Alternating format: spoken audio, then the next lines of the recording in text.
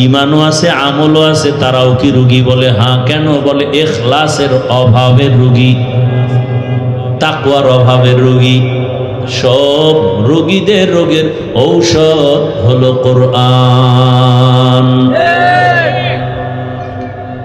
তাহলে আমাদের বয়ানের মূল টার্গেট ঈমানের কি কি রোগ আছে, এর মধ্যে বড় বড় রোগগুলো আগে ধরব। ঈমানের যত রোগ আছে, মিথ্যা বলা রোগ, গালি দেওয়া রোগ, চুরি করা রোগ, ডাকাতি রোগ, এর মধ্যে কিছু রোগ আছে আল্লাহর হক নষ্ট করাও রোগ, বান্দার হক নষ্ট করাও রোগ। এর মধ্যে বড় রোগ হলো যারা বান্দার হক নষ্ট করে। কোরআন হাদিস দিয়ে এটা আগে চিকিৎসা দিতে হবে, ভাই বান্দার হক নষ্ট করবেন না। আরো যত রোগ আছে এর মধ্যে বড় বড় রোগ, সুদের রোগ, ঘুষের রোগ। যারা সুদ খায়, ঘুষ খায়, আগে তাদের কোরআন হাদিস দিয়ে বুঝাইতে হবে এই রোগ থেকে বাঁচো। কারণ তোমার সুদের রোগ থাকলে নামাজ হবে না, রোজা হবে না, তেলাওয়াত হবে না, জিকির হবে না, দান সদকা হবে না। বরং আল্লাহ ঘোষণা দিয়েছেন, বেঈমান রেডি থাক, আমি আল্লাহ তোর সাথে যুদ্ধ করার জন্য রেডি। যারা সুদের সাথে জড়িত 24টা ঘন্টার সেকেন্ডে সেকেন্ডে সেকেন্ডে সেকেন্ডে অল টাইম তার গর্ভধারিণী কলিজার মায়ের সাথে জেনার গুনাহ, জেনার গুনাহ, জেনার গুনাহ।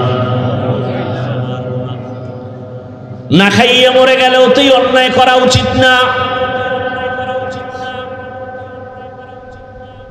এজন্য আল্লাহর রাসূল বলছেন, আল্লাহকে বেজার করে ভিন্ন কারো আদেশ নিষেধ মানা যাবে না। এক কথায় জবাব, দুনিয়ার সকলকে বেজার করা সম্ভব, আমার আল্লাহকে বেজার করা সম্ভব না। আল্লাহকে বেজার করব না কেন? আল্লাহ আপনার আমার উপরে অনেক দয়া করেছেন, যেই দয়া মা করে নাই, বাবায় করে নাই, শিক্ষক করে নাই। আল্লাহ এই পরিমাণ দয়া করেছেন, এখনো করতেছেন, আরো করবেন। দুনিয়াতেও করবেন, মরণেও করবেন, কবরেও করবেন, হাসরেও আল্লাহ দয়া করবেন, যেই দয়ার কোনো শেষ নাই। ওয়া ইন তাউদ্দু নি'মাতাল্লাহি লা তুহসুহা। যে আল্লাহ তো দয়া করলেন, একই মায়ের সন্তান, একই মায়ের সন্তান, ভাই বোনের মধ্যে কারো চোখে সমস্যা, কারো পায়ে সমস্যা, কারো জবানে সমস্যা হতে পারেনি। আল্লাহ আপনার দুইটা চক্ষু ভালো রাখছেন, কত দয়া করছেন। সামান্য একটু ঠান্ডা লাগলে, মাথা ব্যথা করলে দোকানদারি আর ভাল লাগে না, ঘুমও আসে না, মাথা গরম। আল্লাহ পাক আপনাকে আমাকে এত সুন্দর দুটো চক্ষু দান করেছেন। যার চক্ষু সমস্যা জিজ্ঞাসা করেন চোখের মূল্য কত। আমি মাঝে মাঝে বলি, আল্লাহরে যারা দেখতে চাও, দুনিয়ায় দেখা যাবে না, তবে ঘেরান পাওয়া যাবে। ওই আল্লাহর ঘেরানটা যদি পাইতে চাও, ঢাকার পঙ্গু হসপিটালে মাঝে মাঝে যাইয়া দেখিও আমার আল্লাহ কেমন। কারো পা রডের সাথে বাঁধা, কত লাইনের মানুষ, আমার আল্লাহ কত দয়া করেছেন। তোমার আমার খেদমতের জন্য সূর্য বানায় দিছেন, আমার গোলামির জন্য পানি দিছেন, বাতাস দিছেন। দুনিয়ার সব আপনার আমার গোলাম, সেই মালিকের কেন বেজার করবা? কিন্তু আমরা সব জানিয়াও ওই মালিকের সহ্য করি না, বরং দুনিয়ার সবাইকে খুশি করতে গিয়ে মালিকের বেজার করি, আবার ফতুয়াও দেয়। কিরে, পর্দা করলে আল্লাহ খুশি, আত্মীয় বেজার, আত্মীয়র মনটা এখন খুশি করি, আল্লাহ যে বেজার হয়েছে পরে তওবা করে নিব। কিন্তু কপাল বড় খারাপ, তওবারও সময় হয় না, আজরাইলের সাথে মোলাকাত।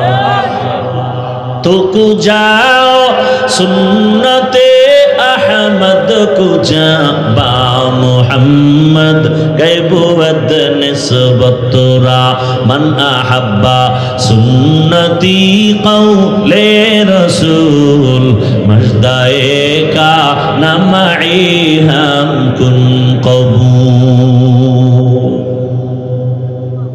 তাহলে আল্লাহকে বেজার করা যাবে? করি তো, বেশি করি। দাড়িটা ফালায় দিলে আমার আল্লাহ বেজার, আত্মীয় খুশি। আত্মীয়র মন রক্ষা করার জন্য জাকাত আল্লাহরে বেজার করে, আবার উল্টা ফতুয়া দেখা দাড়ি না রাখলে অসুবিধা কি? তোর মতো বান্দারে আমার মাওলা জাহান্নামে দিলে অসুবিধা কি? আল্লাহ হেদায়েত দান করেন, আর জোরে বলেন। তাহলে আল্লাহকে বেজার করা যাবে? আল্লাহকে খুশি করিয়া চলাটাই বান্দার কাম। এই যে নামাজ, রোজা, ইবাদত যা করি, সব কিছুর মূল আল্লাহরে খুশি করা। আল্লাহ যদি একটা কাজে খুশি হয়, জিন্দেগি সফল। আর আল্লাহ যদি একটা কাজে বেজার হয়, জিন্দেগি সর্বনাশ। একটা ঘটনা বলছি। আল্লাহ পাকের এক বান্দি জীবন ভর গুনাহ করেছে। গুনাহ এমন কোন গুনাহ নাই করে নাই। বান্দা না বান্দি? এলাকার সবাই জানে নারী বড় খারাপ, এত খারাপ। নিজে গুনাহ শুধু করেই না, এলাকার পরিবেশটাকেও নষ্ট করে ফেলে। এমন নারী নাই? আল্লাহ হেদায়েত দান করুন। বহু পুরুষ নারীর চক্রান্তের শিকার হইয়া দুনিয়াও বরবাদ, আখিরাতও বরবাদ। কয় না না, বরবাদ করবে না, কোরআন মাথায় নিছে। তো কোরআন মাথায় নিয়ে শপথ করেছে। আল্লাহ হেদায়েত দান করুন। ওই আল্লাহর বান্দি জীবন ভর গুনাহ করেছে। একদিন রাস্তা দিয়ে হাঁটতেছেন, হঠাৎ করে তাকায় দেখে রাস্তার পাশে একটা কুকুর পানির পিপাসায় কান্না করে। জাহান্নামী নারীটার অন্তরে মায়া লাগছে, মায়া। দৌড়াচ্ছে একটু পানি পান করাবে, কুকুরের মন ঠান্ডা করবে, কলিজা ঠান্ডা করবে। আল্লাহর বান্দি খুঁজতে খুঁজতে কোথায় পানি পাবে, গিয়া দেখে বহুদূর একটু পানির কূপ পেয়েছে। পানির কূপের থেকে পানি উঠাবে, কিন্তু পানি অনেক নিচে, উঠাবার কোনো পাত্র নাই। হঠাৎ মাথায় বুদ্ধি চলে আসছে, ওই জাহান্নামী নারীর পায়ে ছিল চামড়ার মোজা। মোজাটা খুলিয়া পানির মধ্যে ফেলে পানি উঠাবে, দেখে পানি আরো নিচে। মোজায়ও নাগালে আসে না। ওই আল্লাহর বান্দি এখন পেরেশান, কি করি? হঠাৎ আবার বুদ্ধি আসছে। মহিলাদের আবার হঠাৎ বুদ্ধিটা ভালো, যদিও বেশি ফেস লাগায়, হঠাৎ বুদ্ধি ভালো, গভীর বুদ্ধি কম। আল্লাহর বান্দির হঠাৎ বুদ্ধি আসলো যে মাথায় আমার একটা বিশাল বড় ওড়না লাগানো। কি লাগানো? মাথায় এক ওড়না। ছোট না বড়? জাহান্নামী নারী মাথায় ওড়না পরে রাস্তায় হাঁটে, তাও বড় ওড়না। আর আমার দেশের বোনেরা ওড়না নাই, ওড়না নাই, বড় তো পরের কথা, যাও পরে তা গলার মাফলা বানায় ফ্যাশন হিসাবে, পর্দা করে না। পর্দা করে না। আর এমন সোনার বাংলাদেশে জন্ম নিলাম যে পর্দার জন্য বাবার অধিকার নাই সন্তানকে চাপ দিবে। মেয়ে যদি বলে আমি ওড়না পরবো না, বাবা চাপ দিয়ে ওড়না পরাতে পারবে না, তো বাবা আসামি হয়ে যাবে। এগুলো আমাদের মুসলিম দেশের হালাত। আরে অকৃতজ্ঞ জাতি, আলেমকে বারবার গালি দাও। আজকে জমিনে আলেম ওলামা যদি না থাকতো, তাহলে হায়াওয়ান জানোয়ারের চরিত্র থেকেও মানুষের চরিত্র খারাপ হয়ে যেত। আলেম ওলামা আছে তো এখনো কিছু মানুষ আছে, আর সে আলেমকে খারাপ বলে, কথায় কথায় আলেম খারাপ। আল্লাহ হেদায়েত দান করুন। বরং ওলামায়ে কেরামে জাতির চূড়ান্ত বন্ধু, নিঃস্বার্থ বন্ধু ওলামায়ে কেরাম, আর সবগুলো স্বার্থপর। ওলামায়ে কেরামে জাতির কলিজা দিয়া ঝাঁপায় পড়ে, নিজের ছেলে মেয়ে পরিবারের চিন্তা করে না, অল টাইম উম্মত নিয়ে ফিকির। দাওয়াত ও তাবলীগওয়ালারাও ফিকির করে, পীর সাহেবরা উম্মত নিয়ে ফিকির, বক্তারা উম্মত নিয়ে ফিকির, জুমার মসজিদের ইমাম ও খতিবের উম্মত নিয়ে ফিকির। এত পরিমাণ প্রচেষ্টা চালায়, নিজের চিন্তা নাই, বাড়ির চিন্তা নাই, খানার চিন্তা নাই, উম্মতের চিন্তা। এই জাতির কি উপায় হবে? যে কোনো ক্লান্তি লগ্নে আলেম ওলামারা ময়দানে আসে। এই আল্লাহর বান্দারা, আপনি না মানলেও কথাটা ওভার 100 সত্য লিখে রাখবেন। এই জমিনে মানুষের কল্যাণে আলেম ওলামারা যতবার মাঠে আসছে, প্রত্যেকটা আন্দোলনে তারা সফল হয়েছে। কোন নাস্তিক, কোন মুরতাদ, কোন বেঈমান, ইসলামের দুশমনরা সফল হতে পারে নাই। এই কি গোপন কথা?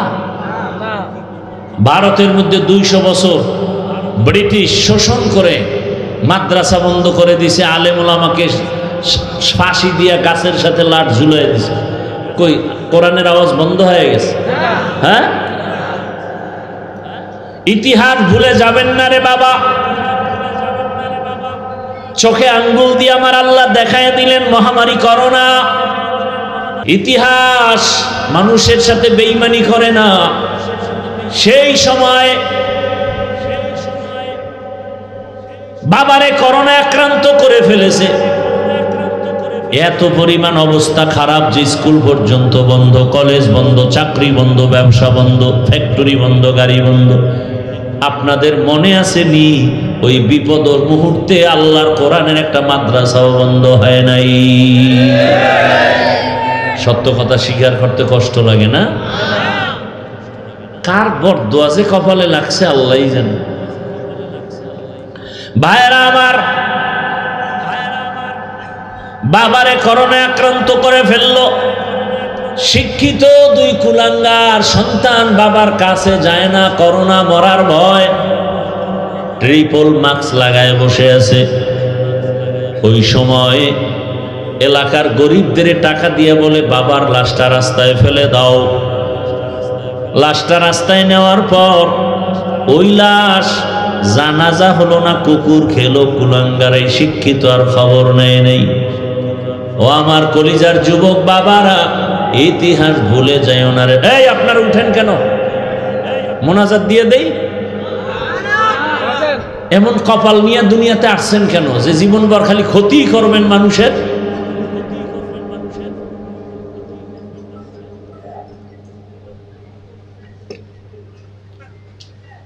দীর্ঘ টাইম বসার অভ্যাস না থাকলে ভেতরে ঢুকেন কেন? আপনারা বাহিরে দাঁড়ায় দাঁড়ায় শুনবেন, তামাশা মনে করেন না?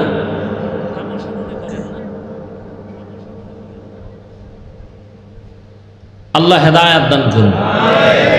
দোয়া করে দিব।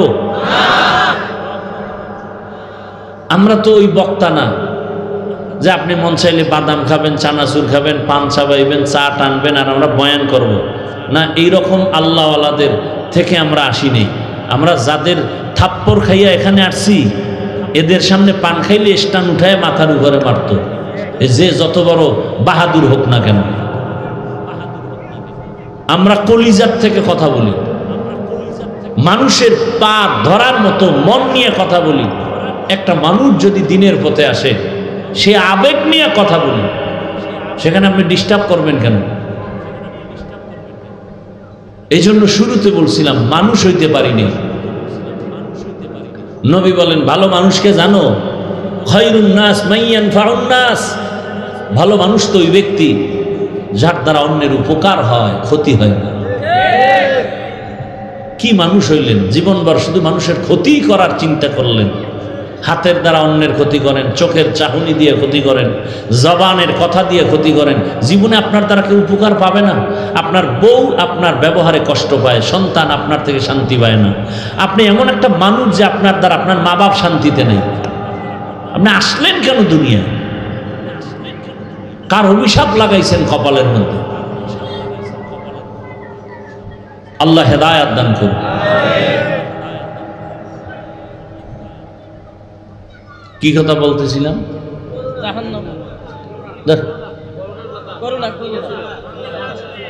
ভাইরা আমার, বাবার লাশ ওখানে আর দেখলো না, কি হলো? সেই সময় আমার দেশের টুপিওয়ালা আলেম ওলামারা আমার দেশের শত শত করোনার লাশ নিজেদের কাঁধে নিলেন, গোসল করালেন, কাফন পরালেন, জানাজা পড়ায়া কবরে দাফন করেছেন। একজন হুজুরেও করোনায় মরে নাই। মিথ্যা বলছি? কোন হুজুর না খায় মরছে? আল্লাহ চোখের সামনে দেখায় দিলেন। এই দুনিয়ায় ওলামায়ে কেরাম জাতির চূড়ান্ত বন্ধু। আর একটা তাজা উদাহরণ দেই। আরে ওলামায়ে কেরামে জাতির আপনাদের কারো ক্ষতি চায় না, সবাই চায় আপনি ভালো সম্মানে থাকেন, সুস্থ থাকেন, মা বাবার দোয়া আপনার উপর আসুক, আপনার দ্বারা পরিবার শান্তি পাক। এই পরামর্শগুলোই তো ওলামায়ে কেরাম দেন। আপনাদের ক্ষতির কোনো পরামর্শ কোনো আলেম দেন না। তারপরেও কেন আপনি আলেমকে খারাপ বলেন? আমাকে একটা উদাহরণ দিই, জবাব দেন। সরকারি যারা চাকরি করে, বেসরকারি যারা চাকরি করে, বলেন জানা থাকলে তাদের ডিউটি প্রতিদিন কত ঘন্টা? বলেন। নিম্নে তাদের বেতন কত? বলেন। 20,000। 8 ঘন্টা ডিউটি, 20,000 টাকা বেতন। আপনাদের অত্র অঞ্চলে যা আপনাদের আশেপাশে যাদের বাড়ির পাশে মসজিদ, ওই মসজিদে যারা ইমামতি করে আলেম ওলামা, তাদের ডিউটি কত ঘন্টা? বলেন বলেন, সত্য কথা বলেন। 24 ঘন্টা ডিউটি করে, মাসে বেতন কত দেন? শহর এলাকায় 10,000, 12,000, গ্রামে 5,000, 4,000, 6 মাস বাকি। এরপরেও কোনো আলেম কাউকে গালি দেয় না, বরং ইমাম এত নরম ভাবে থাকে। রিক্সার ড্রাইভারেরাও কেমন যেন রিমান্ডের মতো ব্যবহার করে। জহুরের নামাজের নাই, রিক্সাওয়ালা কয়, এই হুজুর জহুরে ছিলেন না, গেছিলেন কই?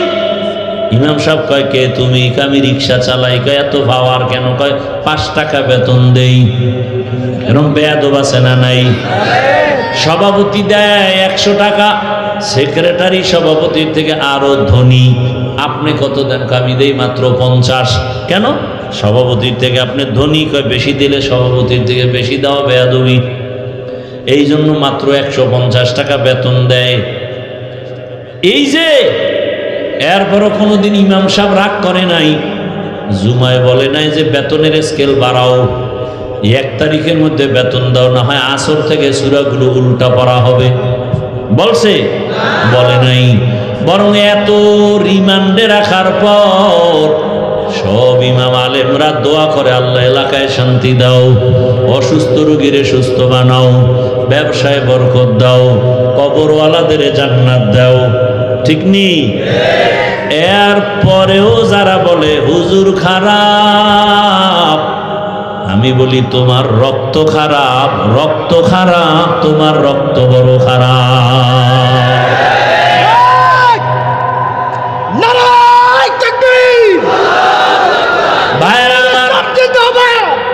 ভাইরা আমার, এজন্য বললাম, আমি যদি এভাবে একটা একটা সারা রাত আমি আপনাদের শুনাইতে থাকি, শেষ করা যাবে না। কপাল বড় খারাপ, বুঝার চেষ্টাও করি না, বুঝিও না, বুঝার চেষ্টাও করি না, বরং উল্টা বিরোধিতা করি। ঠিক নেই? কিন্তু আলেম ওলামারা ভোর রাত্রে কান্না করে, আল্লাহর কাছে সবার জন্য দোয়া করে, ও আল্লাহ প্রত্যেকটা মানুষকে তুমি হেদায়াত দাও, তোমার একটা বান্দাও যেন কষ্ট না পায়। ওরে ব্যবসায়ীর জন্য দোয়া, কোন আলেম ব্যবসায়ীর উপরে জুলুম করে না, কোন আলেম কোন মানুষের সাথে খারাপ আচরণ করে না। প্রথমেই যে কথাটা বলে সালাম, মানে শান্তির দোয়া করে। এরে নবীরা আশিক, ওই আল্লাহর বান্দি জাহান্নামী নারী মনে আছে? পানি উঠাবার জন্য পায়ের মোজা খুলল, এরপরে মোজার সাথে ওড়নার এক অংশ দিয়া বাঁধলো, এরপরে পানি উঠাইয়া কুকুরের পান করালো। নবীজি হাদিসে বলতেছেন, ও সাহাবায়ে কেরাম, মহিলা জাহান্নামী, কিন্তু কুকুরকে পানি পান করানোটায় আল্লাহ এত খুশি। মনে আছে কোন কথার থেকে আনছিলাম? সব ইবাদতের মূল বিষয় কি? আল্লাহরে খুশি করা। ওই জাহান্নামী নারী কুকুরকে পানি পান করানোটা ফরজ না ওয়াজিব না? ও যদি হেঁটে যাইতো কিছুই করার ছিল না, কিন্তু আমার মালিকের কাছে বড় মজা লাগছে, পছন্দ হয়েছে, আমার মালিক বড় খুশি। নবীজি বলেন সাথে সাথে গাইবি আওয়াজ,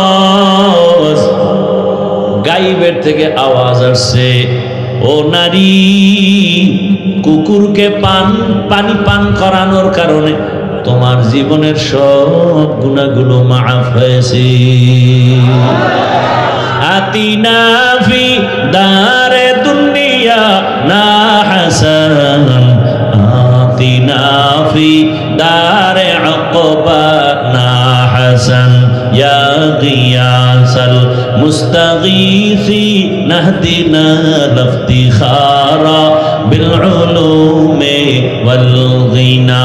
हर गोरी देने को तू तैयार है, जो न मांगे उससे तू बेजार है। সব ইবাদতের মাকসাদ হলো আল্লাহরে খুশি করা। কি?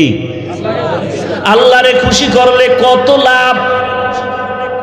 ওই যে আমরা হজে যাই, হজে যায় হাজিরা ওই মিনায় যাইয়া পাথর মারে, পাথর মারেনি?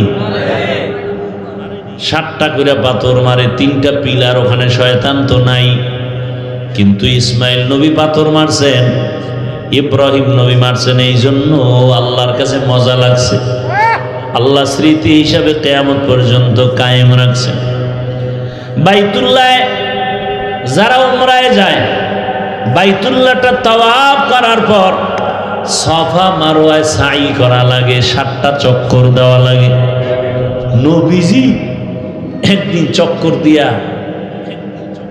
মুস্কি হাসেন আর কয়, ও আল্লাহ, কি জন্য তুমি আমাকে এই কষ্টটা দিলা? আম্মা জান ইসমাইল নবীর মা হাজেরা যদি দৌড় না দিতেন, আল্লাহ এই আইন কোথা থেকে আনতেন? কেন করলেন? দৌড়াইতে অনেক অনেক কষ্ট, 7টা চক্কর দিলে খবর হয়ে যায়। আমরা জুয়ানরাও পারতে বড় কষ্ট লাগে। ওই সাফা মারওয়ার সাই, আল্লাহ কয় হাজেরা দৌড় দিছেন, আমার কাছে বড় ভালো লাগছে, মজা লাগছে, আমি হাজেরার দৌড়ে খুশি।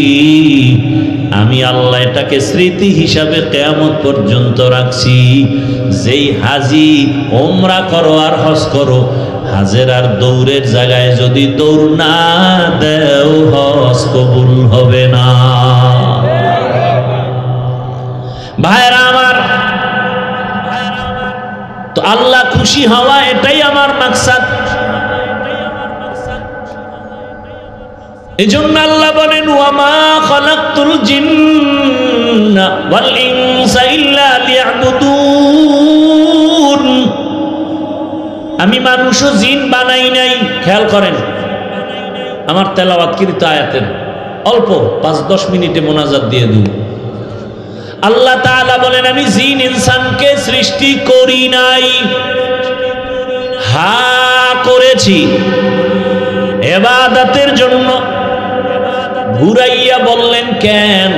ডাইরেক্ট যদি বলতেন ইবাদতের জন্য মানুষ বানাইছি তো হতো, ঘুরাইয়া বললেন কেন? ফি'লুল হাকিম লা ইয়াখলু আনিল হিকমা, হাকিমের কোনো কাজ হিকমত থেকে খালি না। আল্লাহ বুঝাইলেন মানুষ তোমার অন্তর আর জেহেনটাকে পুরা খালি করো, তোমারে বানানো হয় নাই।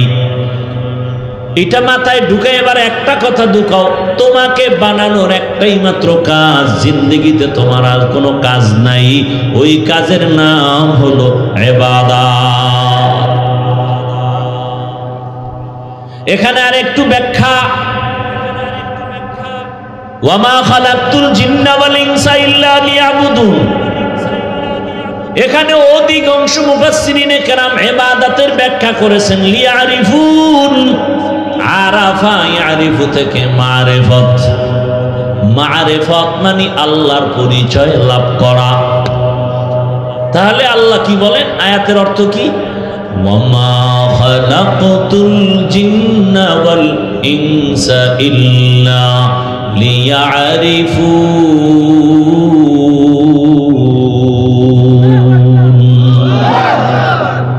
আল্লাহ বলেন আমি মানুষ ও জিন বানাইছি মারিফত অর্জনের জন্য। মারিফত মানে পরিচয় লাভ করা, কার পরিচয়? এখন প্রশ্ন, যদি মারিফতের জন্য আমগো বানায় থাকে তো ডাইরেক্ট মারিফতের কথা বললেন না কেন? ইবাদত বইলা ঘুরাইয়া বললেন মারিফত কেন? ইবাদত বললেন কেন? ডাইরেক্ট মারিফত বলতেন।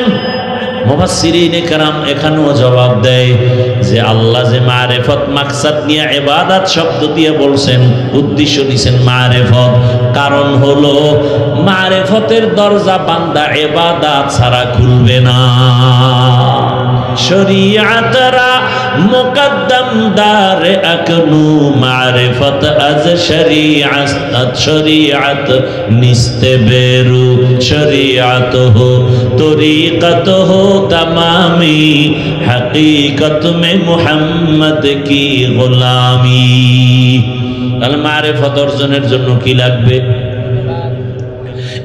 ইবাদত ছাড়া মারিফত হবে না। আর আমার আল্লাহ গায়বের মালিক জানতেন এই জমিনে এমন একটা সময় আসবে মানুষ ইবাদত ছাড়া মারিফতের দাবি করবে। বর্তমানে আমগো সোনার বাংলায় বহু মারিফতের সম্রাট আছে, ইবাদত নাই। আছে না নাই? কারণ নামাজের বদল নামাজ একবার পড়লেই হয়। এটার আবার গান বানাইছে, নামাজ পড়ো মুসল্লি নামাজের কি রাখো ডর, যেই নামাজে জান্নাত পাবি সেই নামাজ কোথায় তোমার। যেই নামাজে জান্নাতে যাবি সেই নামাজ পড়বি, হুদা পড়ে লাভ কি? এই জন্য কয় আমরা একবার পড়ি, পড়লে এক নামাজ দিয়ে জান্নাতে যাব। আল্লাহর ভাগ্য কি, আল্লাহর কুদরত কি যে ওই সান কফাইল্লা মরার আগে নামাজের টাইম পায় না, আজরাইল হাজির। আল্লাহ বুঝাইলেন শরীয়ত ছাড়া ইবাদত ছাড়া মারিফত হবে না। অতএব যারা শরীয়ত আর ইবাদত বাদ দিয়া মারিফতের সম্রাট হবে, এটা মারিফতের সম্রাট না, এরা সব মরার পথের সম্রাট। এদের কাছে গেলে দুনিয়াও মরণ, আখিরাতেও মরণ। দুনিয়ায় মরণ, আখিরাতে মরণ। আবার লাল কাপুর টানাইছে, লাল কাপুর কথা হয় না, কি কাপুর? লাল কাপুর লাগায় কই? ভালো জায়গায় লাগায়, অ্যাম্বুলেন্সে কি লাগায়? কথা কন না কেন? সিগন্যাল দিতে আছে, রেড সিগন্যাল। একজনে হুজুরে আমাকে বুঝাইছে, কিয়ামতের দিন ওরা চালাক তো। আল্লাহ জিগে ভাই এই মানুষগুলোরে তুই ধ্বংস করলি কেন? তুই যে মারিফতের সম্রাট দাবি করলি ইবাদত ছাড়া। আল্লাহ এটা আমি যা করছি দুনিয়া পাওয়ার জন্য, ওরা আসছে কেন? আমি তো লাল কাপড় দিয়ে রেড সিগন্যাল দিয়েই রাখছিলাম। কি আমি তো রেড সিগন্যাল দিয়েই রাখছি, এদিকে আসবি না। ভিতরের অবস্থা কিন্তু ভালো না। ইবাদত ছাড়া মারিফত কোনোদিন হবে না, খোদার কসম। যেমন গাভীর দুধ ছাড়া মাখন পাওয়া যায় না, ঘি পাওয়া যায় না, ছানা পাওয়া যায় না, ইবাদত ছাড়া মারিফত অর্জন হবে না। ব্যাখ্যা করব না, আরো সময় আছে, আরো ব্যাখ্যা করেছি আমি, এখানে আর করব না, টাইম নাই, আপনাদেরও ধৈর্য নাই। শুনেন, আমি ইবাদতের জন্য যে আল্লাহ বানাইছেন খেয়াল করেন। তিনটা কথা এখানে আছে, এই তিনটা কথা বলতে কতটুকু সময় যাবে জানি না, যতটুকু তাড়াতাড়ি পারি বলবো। ইবাদতের জন্য আল্লাহ বানাইছেন, তাহলে আপনার আমার জীবনে কাজ কয়টা? নাম কি? এখন আমি জানবো ইবাদত কি, ইবাদত কেন, ইবাদত কিভাবে, ইবাদত কি আমার জানতে হবে। অনেকে বলে মসজিদে ঢোক, তসবিহ হাতে ল, পাগড়ি লাগা, জিকির কর, ইবাদত ফাইনাল, আর বাইরে কোনো ইবাদত নাই। ভালো করে বুঝেন ইবাদত কি, ইবাদত কেন, ইবাদত কিভাবে। তিনটা কথার জবাব নেন। এক নাম্বার জবাব, ইবাদত কি? বাস্তব জীবনে প্রত্যেকটা মানুষের জন্য আল্লাহর হুকুম বাস্তবায়ন করার নাম ইবাদত। প্রত্যেকটা ক্ষেত্রে আল্লাহর হুকুম কায়েম করার নাম। এবার আমাকে বলেন, আল্লাহর হুকুম নাই এমন কি কাজ আছে? কি? বাথরুমে গেলে বুঝি আল্লাহর হুকুম নাই, ব্যবসায় আল্লাহর হুকুম নাই, চাকরিতে আল্লাহর হুকুম নাই। তাহলে আল্লাহর হুকুম বাস্তবায়ন করার নাম ইবাদত। দুনিয়ার সব কাজ আমার আল্লাহর হুকুম মতো করো তো ইবাদত হবে। জীবনে আল্লাহর হুকুম বাস্তবায়ন করার নাম ইবাদত। দ্বিতীয় প্রশ্ন হলো, ইবাদত কেন করব? ইবাদত করব কেন? এক নাম্বার উদ্দেশ্য, আমার রবের সাথে হবে মুলাকাত, আর আমরা পুরস্কার হিসাবে পাবো জান্নাত। ইবাদতের মূল টার্গেট কার সাথে? মুলাকাত, রবের সাথে মুলাকাত, পুরস্কার পাবো জান্নাত। রবের সাথে মুলাকাত করা আমার মাকসাদ। আমি আবার রবের সাথে মুলাকাত করব। রবের সাথে মুলাকাত না করার ইচ্ছা থাকলে তোমার ইবাদতের কোনো প্রয়োজন নাই। রবের সাথে মুলাকাত দুনিয়ায় হবে না, পরকালে হবে। তবে দুনিয়ায় পাইবা আল্লাহর কুদরতের ঘেরান। আল্লাহর কুদরতের ঘেরান পাইতে হলে তোমার নাক ঠিক করো। আবার আল্লাহর কুদরত মাঝে মাঝে দেখবা, দেখার জন্য তোমার চক্ষু দুইটা ঠিক করো। তেরা আয়না आलमे रंग बू है जिधर दिखता हो उधर तू ही तू है। আল্লাহর মুলাকাতের জন্য ইবাদত করো। কিভাবে করবা? এর জবাব হলো, জীবনে তুমি যা করবা, যা বলবা, সব ইবাদত হতে হবে নবীজির আদর্শ অনুযায়ী। নবীর আদর্শ ছাড়া জীবনে যা করবেন কোনো ইবাদত হবে না, কাজেও লাগবে না। নবীর আদর্শ মেনে ঘুমায় যান ইবাদত, নবীর আদর্শ মেনে খানা খান ইবাদত, নবীর আদর্শ মেনে বাথরুমে যাবেন ইবাদত, নবীর আদর্শ বাদ দিয়া নামাজ পড়বেন, কাজে লাগবে না। তা কেমন? একজনে মাগরিবের নামাজে দাঁড়ায় চিন্তা করলো, 3 রাকাত বেজোর হইরা লাভ কি? আল্লাহকে আরো 2টা সেজদা দিয়া জোর বানায় 4 রাকাত পড়ি। হবে? হবে না। কেন? বলে নবীর আদর্শে নাই। একজনে 30 রোজা রাইখা আবেগ বাইরে গেছে। আল্লাহ যদি 12 মাস রোজার হুকুম দিতেন সব রাখতাম। অন্তত যদি নাও পারি ঈদের দিন রাখি। ঈদের দিন রোজা রাখলে কেমন সওয়াব? কি? হারাম। কেন? বলে নবীর তরিকায় নাই। নবীর আদর্শ মানিয়া তুমি ব্যবসা করো ইবাদত, নবীর আদর্শে পানি পান করো ইবাদত, নবীর আদর্শে জুতা পরবা ইবাদত, নবীর আদর্শে তুমি ঘুমাও ইবাদত, নবীর আদর্শে হাসো ইবাদত, নবীর আদর্শে কান্না করো ইবাদত, নবীর আদর্শ মতে বিবাহ করো ইবাদত, নবীর আদর্শে চাকরি করো ইবাদত। ও আল্লাহর বান্দা, জুতা তো আমিও পরবো, আপনারাও জুতা পরবেন, ইবাদত বানাইয়া পড়েন, কষ্টের কিছু নাই। আরে আপনাদের চোখের সামনে তো দেখতেছেন আমরা ইবাদত বানাইয়া করতে গিয়া কই কষ্ট তো দেখি না। ও আল্লাহর বান্দা, আল্লাহর মোহাব্বত লাগবে, না হয় বুঝ কোনোদিন ঢুকবে না। জুতা কেমনে ভরবেন? নবীর আদর্শ আদর্শ মতো বড় ইবাদত। বলে কেমনে? ডান জুতায় ডান পাও আগে ঢুকাও, এরপরে বাম জুতায় বাম পাও ঢুকাও, ঢুকাইয়া যখন কদম দিবা ডান পাও দিয়া বিসমিল্লাহ বলে কদম দাও। নবীর আদর্শ ইবাদত। বাথরুমে যাও, কোন পা দিয়া? বাম পা দিয়া ঢুকবা। খালি পায়ে যাইও না, খালি মাথায় যাইও না, খালি মাথায় খালি পায়ে বাথরুমে যাইও না। মাথায় কাপড় দাও, না হয় টুপি দাও, না হয় একটা গামছা লাগাও, একটা কাপড় দিয়া যাও, জুতা পরিয়া যাও, দোয়া পইরা যাও। কোনো দোয়াও যদি না পারো শুধু বিসমিল্লাহ বলে ঢুইকা যাও, ইনশাআল্লাহ সুন্নত অনুযায়ী বাথরুমে যাও। কোনোদিন বাথরুমে দুর্ঘটনা হবে না। দুর্ঘটনা হয় না? অনেক লোকের হয়, পরিয়া শীত হয়ে গেছে, মাথা ফেটে গেছে, অনেক মানুষ মরিয়া গেছে। বাথরুমে যাইয়া কেমনে বসবা? ইসলাম কত সুন্দর, নবী তাও শিখাইছেন। বাথরুমে যখন বসবা হাঁটুর উপরে কাপড় উঠাইবা না এবং বাম পায়ের উপরে ভর করে বসবা। নবীর আদর্শ মতো বসিয়া পানি খরচ করিয়া এরপরে তুমি আবার ডান পা দিয়া বের হইয়া আলহামদুলিল্লাহ বলে দোয়া পড়ো। পুরা না পারলে অন্তত আলহামদুলিল্লাহ বলো। তোমার বাথরুমের সময়টাও ইবাদত হিসাবে হবে। তুমি ঘুমাইতে যাও ইবাদত অনুযায়ী। ও বাবা, তুমি পানি পান করবা, আমিও পানি পান করব। পানিটা পান করো, তুমি বাম হাতে নিয়ে এক টান দিছো, আধা লিটার নাই, ওই পানি আমিও পান করব পিপাসা নিবারণের জন্য। আমি ডান হাতে নিব, এক বোতল পানি আধা লিটার এক টানে পান করব না, তিনটা ধাপে পানি পান করব। নবীর আদর্শ অনুযায়ী হলো ইবাদত হয়ে গেল। এখান থেকে মোনাজাতের পরে বাড়ি যাইয়া সবাই ঘরে গিয়া ফ্রেশ হবে। ফ্রেশ কি হবে? ফ্রেশ। ফ্রেশ হইতে গিয়া কি করবে? পাও ধুইবে, হাত দুইটা ধুইবেন, এরপরে চেহারাটা ধুইবেন। এই তো আমিও তাই করব, একটু বাড়ায়া করব।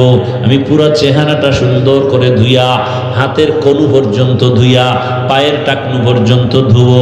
আমারটা ওযু হয়ে যাবে। এই দেখছেন এনে কষ্ট কি? আপনিও ধুইলেন, আমিও ধুইলাম, আমারটা ওযু হয়ে গেল, আমার শরীর পাক হয়ে গেল। ভালো করে মনে রাখবেন, এখন কিন্তু বাথরুম হলো জিন শয়তানের আড্ডাখানা বাথরুম। এজন্য আমাদের ওলামায়ে কেরামরা বাথরুমে ওযু পর্যন্ত করতে নিষেধ করেন। বলে ওযুখানা আলাদা বানাও, না হয় একই বাথরুমের মধ্যে যদি বাথরুম এক জায়গায় থাকে তোমার আর গোসলখানা ওযুখানাও থাকলে মাঝখানে পার্টিশন লাগাও, বাথরুম আলাদা। কিছু না পর অন্তত পর্দা লাগাও, বাথরুম আলাদা ভাগ করে দাও, গোসলখানা ওয়াশরুম আলাদা ভাগ করো, একই জায়গায় ভাগ করো, পর্দা লাগাও। কারণ বাথরুম হলো জিন শয়তানের আড্ডাখানা। আর এখন কিন্তু জিন ভূত বাইরে গেছে, ঘরে ঘরে জিনে ধরে, জিনে ধরে, জিনে ধরে। কেন? ওগো থাকার জায়গা বাঙালি খাইটা ফেলাইতেছে, জঙ্গল খাইটা বাড়ি করে ওরা যাবে কই মানুষের ধর। এবার তোমারে ধরে, আউলা জাউলা চলো। তবে তুমি তাবিজ লাগবে না, কসম করে বলি তাবিজ লাগবে না। অল টাইম ওযুর সাথে যারা থাকবে তাদের কোনো জিন ধোকা দিতে পারবে না, কোনো কুফুরি তাবিজেও ধরবে না। কি করতে হবে? সব সময় ওযুর সাথে থাকবেন। আর ওযু করিয়া, ওযুর দোয়া আছে না, দোয়া পড়বেন, কালেমায়ে শাহাদাত পড়বেন। এরপরে পারলে একবার দরুদে ইব্রাহিমি পড়বেন। পড়িয়া দরুদে ইব্রাহিমি পইরা দোনো হাতের তালুতে ফু দিবেন, ফু দিয়া চেহারার উপরে ঘুরায় নিবেন, অনেক বরকত পাবেন। বললাম না এখানে সবাকে মানবেন না, হুদা বইলে লাভ কি? ভাইরা আমার, নামাজ পড়ে না, হে উজু করবো কিন্তু হে তো বাসায় যাই ফেরে শুইব, আলগি দিয়া ঘুমায় থাকবে। ভাইরা আমার, ইবাদত নবীর আদর্শ মতো করো। হাসি দাও নবীর আদর্শে। পোখরা কি মোবাইল খুলে লাইভে খালি হাসবি তোর প্রেমিকার সাথে। মায়ের সাথে হাসি দাও ইবাদত, বাবার সাথে হাসি মুখে কথা বলো ইবাদত। এরে আল্লাহর গোলাম, যারা বিবাহ করছেন স্ত্রীর সাথে হাসি মুখে কথা বলবেন ইবাদত। কয় টাইম কই, মোবাইল চালাইই তো ঘুমানোর টাইম পাই না। আল্লাহর ইবাদতের মাকসাদ আমার মালিকের মুলাকাত। ও আমার কলিজার যুবক, কয়দিন আর দুনিয়াতে বাঁচবারে বাবা?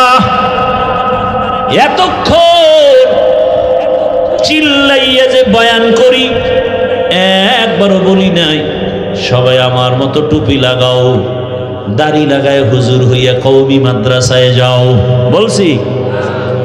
একবারও বলি না তাবলিগে যেতেই হবে, না হয় জাহান্নাম। একবারও বলি নাই তুমি পীরের কাছে যাও, না হয় জাহান্নাম। সারা বাংলাদেশের যুবকদের বলি, বাবারা তুমি স্কুলে পড়ো, কলেজে পড়ো, চাকরি করো, ব্যবসা করো, বাধা নাই। তবে ওখানে থাইকা তুমি ডাক্তার হও, ইঞ্জিনিয়ার হও, প্রফেসর হও, এসপি হও, ডিসি হও, তবে একটা ছোট দাবি, বাবা বেয়াদব হইও না। ডাক্তার হয়ে যদি বেয়াদব হও, তাসলিমার মতো জুতা খেয়ে দেশ থেকে পালাতে হবে। এমন সান কপাল যে মরার পরে লাশটাও জমিনে আসার নিশ্চয়তা নাই। ডাক্তার হও, বেয়াদব হয় না। ইঞ্জিনিয়ার হও, বেয়াদব হয় না। প্রফেসর হও, বেয়াদব হয় না। ওই ঢাকা কলেজের প্রফেসর আহমদ শরীফ কত বড় গাদ্দারি করে মরল, কবরও কপালে জুটে নাই, কবর হয় নাই। ও আল্লাহর বান্দারা,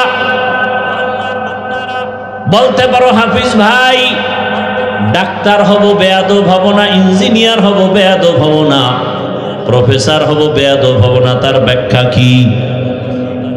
ব্যাখ্যা হলো 3 জায়গায় বেয়াদবি করা যাবে না। 1 নাম্বার মা বাবা, দ্বিতীয় শিক্ষক, তৃতীয় তোমার উলামায়ে কেরাম। এই 3 জায়গায় বেয়াদবি যদি করো, তোমার জীবনটা মরার আগেই ধ্বংসের পথে চলে যাবে। ও আমার যুবক বাবারা, রাস্তায় অনেক পাগল মাঝে মাঝে দেখি উলঙ্গ ইংলিশে কথা বলে,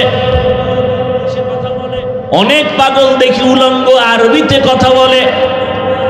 চিন্তায় পড়ে গেলাম, পাগল কেন ইংলিশ বলে? আসলে ইংলিশ শিখে নাই, বরং লেখাপড়ার জীবনে ভালো ছাত্র ছিল, বেয়াদবি করিয়া রাস্তার পাগল হয়ে গেছে। এজন্যই বলি বাবা, মা বাবার সাথে বেয়াদবি যদি করো, আর মা বাবায় যদি ব্যথা পাইয়া একটা নিঃশ্বাস ছাড়ে, আহ, তোর জীবন ধ্বংসের জন্য এই নিঃশ্বাসটাই যথেষ্ট। শিক্ষক যদি নিঃশ্বাস ফেলে, জীবন ধ্বংস। ওলামায়ে কেরাম যদি তোমার আচরণে কষ্ট পায়, একটা নিঃশ্বাস ফেলে, তোমার জীবন শেষ, মরার আগে ধ্বংস শুরু হয়ে যাবে। এরে নবীর উম্মতের দল, ওই মা বাবার দোয়া নিয়া, শিক্ষকের দোয়া নিয়া, ওলামায়ে কেরামের দোয়া নিয়া নবীর আদর্শ মেনে সামনে আগাও। কয়দিন আর দুনিয়ায় বাঁচবা? মনের শখ লাগায় তো গুনাহ কম করো নাই। মনে চাইছে দাড়ি রাখবা না, রাখো নাই। মনে চাইছে নামাজ পড়বা না, পড়ো নাই। মনে চাইছে পার্কে পার্কে দৌড়াবা, দৌড়াইছো। মনে চাইছে সারা রাত মোবাইলে গুনাহ করবা, করেছো। কিন্তু জানো না কোন দিন আজরাইল আসবে। কয়েকদিন আগে না তোমরা দেখছো, ফেসবুকে তোমরা চালাও, বিদেশ থেকে টাকা স্বর্ণের অলংকার নিয়ে আসছে দেশে। এয়ারপোর্টে নামার পরে সন্তান পরিবারেরা গাড়িতে নিয়ে আসলো, বাড়ি যাওয়ার আগে আগে গাড়িটা পানির মধ্যে পড়ে গেছে, সন্তানও মরে গেল, স্ত্রীও মারা গেল। লোকটা টাকা স্বর্ণ নিয়ে কাঁদে।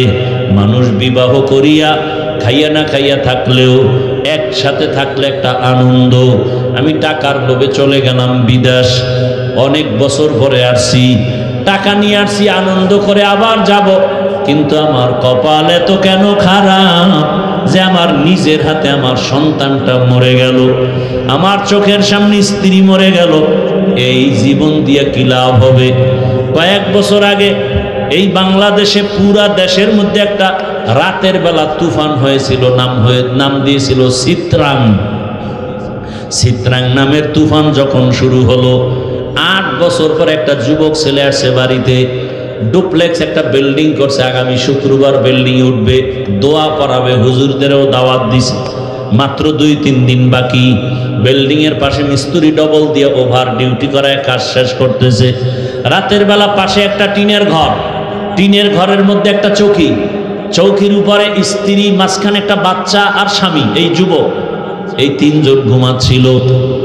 আগামী শুক্রবার বিল্ডিং উঠবে, 8 বছরের সব কামাই রুজি বিল্ডিং এর ভেতরে।